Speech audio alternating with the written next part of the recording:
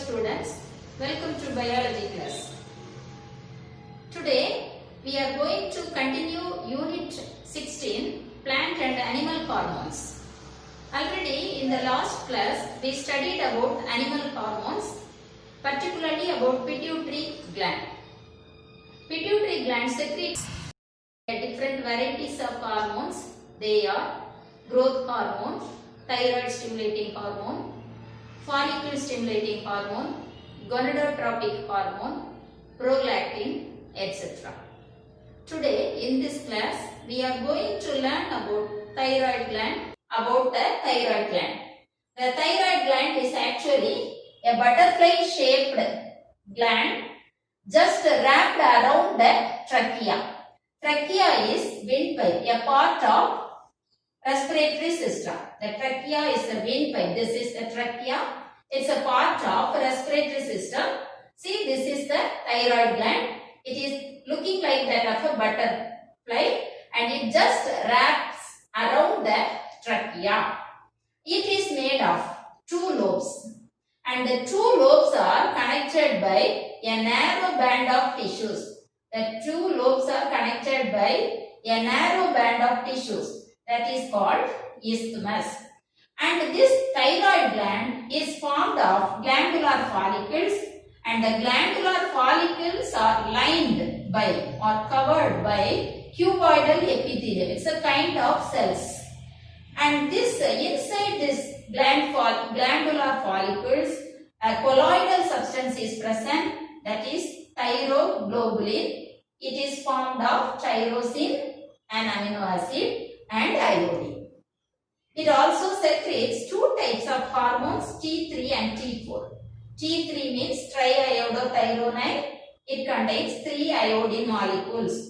T4 means tetraiodothyronine. It contains 4 iodine molecules. The T4 is popularly known as thyroxine and it is also known as personality hormone. Now let us learn about functions of thyroid gland. Thyroid gland helps in the production of energy by maintaining basal metabolic rate. BMR means basal metabolic rate. What is basal metabolic rate? The rate at which the body uses energy. The rate at which the body uses energy to maintain the vital functions like breathing and keeping the body warm is called as the basal metabolic rate. It also helps to maintain the normal body temperature. Thyroid gland helps to maintain the normal body temperature. It influences the activities of central nervous system. It influences the activity of central nervous system. It controls the growth of body and bone formation. It controls the growth of body and bone formation. The thyroid gland is also essential for normal physical, mental and personality development. So, this hormone is otherwise called as personality hormone.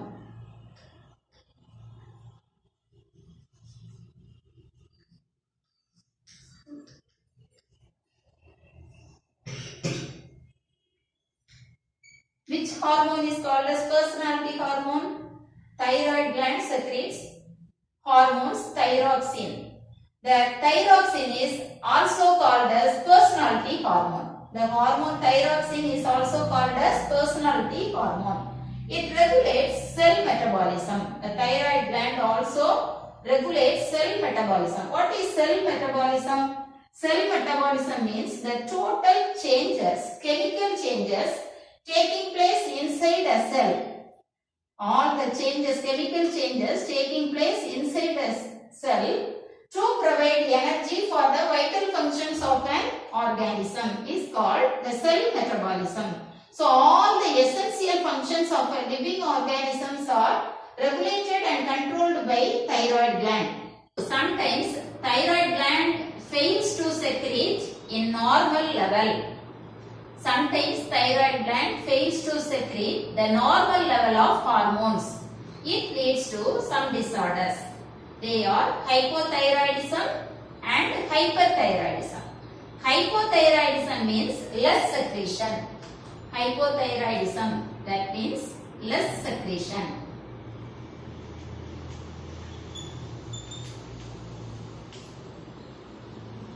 It leads to some diseases. The first one is goiter. First disease caused due to the less secretion is goiter.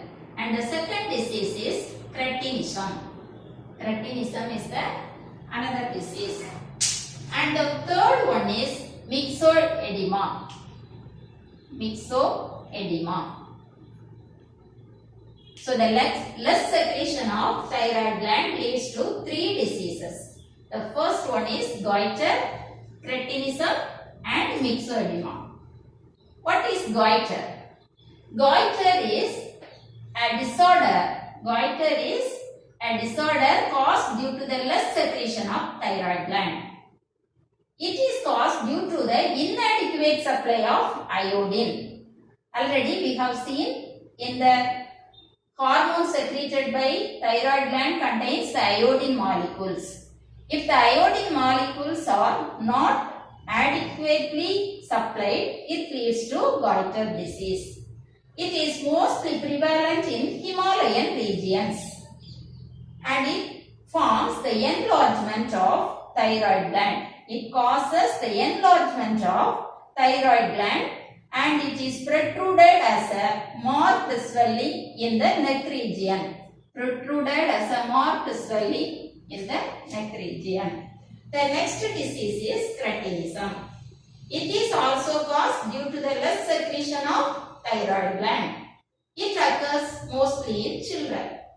The symptoms of the cretinism are stunted growth, mental defect, that is, mentally they will not be perfect, and lack of skeletal development. Skeletal formation, bone formation will not be normal, and so it leads to a deformed bones.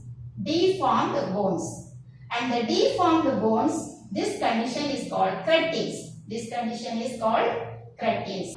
The next disease caused by the deficiency of thyroid gland, thyroid hormone. The next disease caused by the deficiency of thyroid hormone is myxoedema. The myxoedema occurs in adults. The first two diseases are caused in children, but myxoedema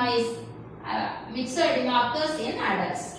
The symptoms are they are mentally sluggish and they increase in body weight and puffiness of head and face. Their head and face will be puffy. Edematous appearance. Edematous appearance means they will be appeared as some fluid filled condition. Edematous means fluid filled appearance. Oversecretion of thyroid gland leads to hyperthyroidism. Hyper means higher. Oversecretion of thyroid gland leads to hyperthyroidism. It causes due to the excess secretion of thyroid hormones. Hyperthyroidism is caused due to the excess secretion of thyroid hormones, which leads to a disorder called Graves' disease. The disease caused due to the excess secretion of thyroid hormone leads to Graves' disease. Its symptoms are protrusion of eyeballs. The eyeballs will be protruded out and increased metabolic rate. Metabolic processes like respiration, digestion, excretion, etc. are very faster. Then high body temperature. Body temperature will be high. Profuse sweating. The persons who are affected by Graves' disease will be sweating profusely. Loss of body weight. Then nervousness. These are the symptoms of hyperthyroidism followed by Graves' disease. Look at this diagram. How does it look? Is it looking like that of a leaf? Yes, absolutely you are right. It is looking like that of a leaf, but it's not a leaf. It is a gland, endocrine gland. This gland is exactly looking like that of a leaf. It is yellowish in color. That is the pancreas. That is pancreas. It is yellowish in color. Leaf-like in structure. Leaf-like in structure. It is also called as dual gland. Dual gland, because it acts both as exocrine and as endocrine. Exocrine and endocrine. Here I want to recall what is exocrine and what is endocrine. The exocrine glands secrete some substances or some secretions. That secretions are carried to other parts by means of some ducts. They are exocrine. They possess ducts. Endocrine glands secrete hormones in very minute quantities, and they have no ducts to carry their secretions, but their secretions directly diffused into the blood and carried to different parts of the body. So they act as both exocrine and endocrine. That is why it is a double gland or dual gland. And the exocrine part of pancreas is called pancreas, and the endocrine part is called islets of Langerhans. Islets of Langerhans.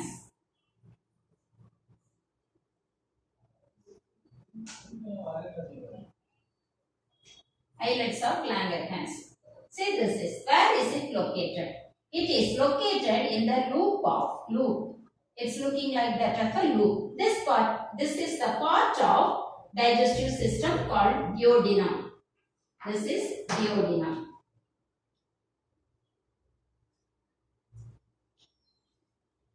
A part of intestines.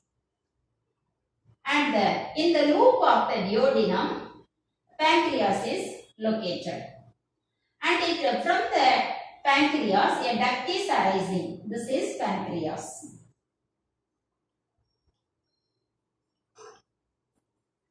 And a duct is arising from the pancreas, that is called pancreatic duct. Pancreatic duct. Then what is this? This is liver. From the liver, another duct arises, that is called bile duct. So the pancreas, the leaf-like part,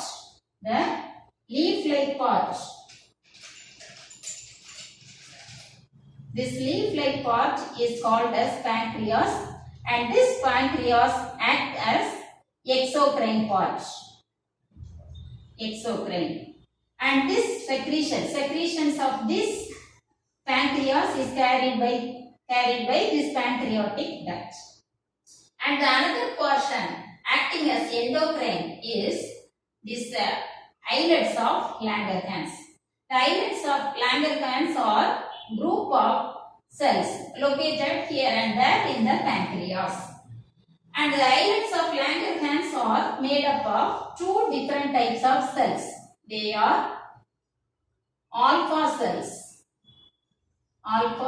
and beta cells. Islets of Langerhans contains two different types of cells. They are alpha cells and beta cells.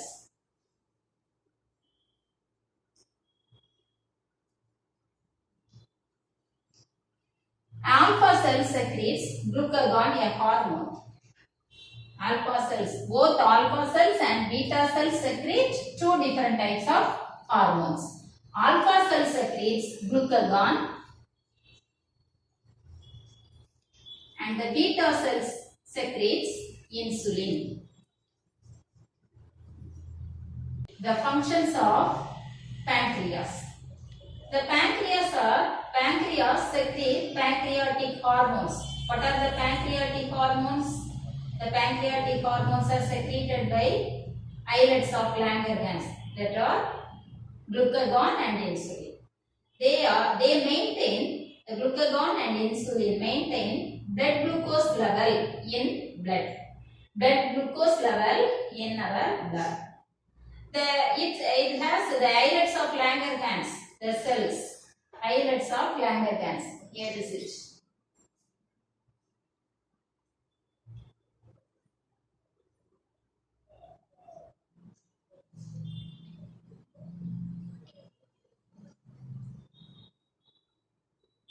The islets of Langerhans is made up of two different types of cells. What are they? Alpha cells and beta cells. The alpha cell secretes glucagon and the beta cell secretes insulin. Insulin converts the glucose into glycogen and stored it in the liver. The deficiency of insulin leads to a disorder called diabetes mellitus. The diabetes mellitus is characterized by hyperglycemia, that is increased blood glucose level. Hyperglycemia means increased blood glucose level. Glycosuria. Glycosuria means excess amount of glucose in the urine. Glycosuria. Then polyuria. Polyuria means, poly means many. Expelling the urine many times. Increased expellation of urea. Then the polydipsia. Polydipsia means increase in thirst. Polyphagia means increase in appetite. What is polyuria? Expelling urine in many times. Excess amount of urine.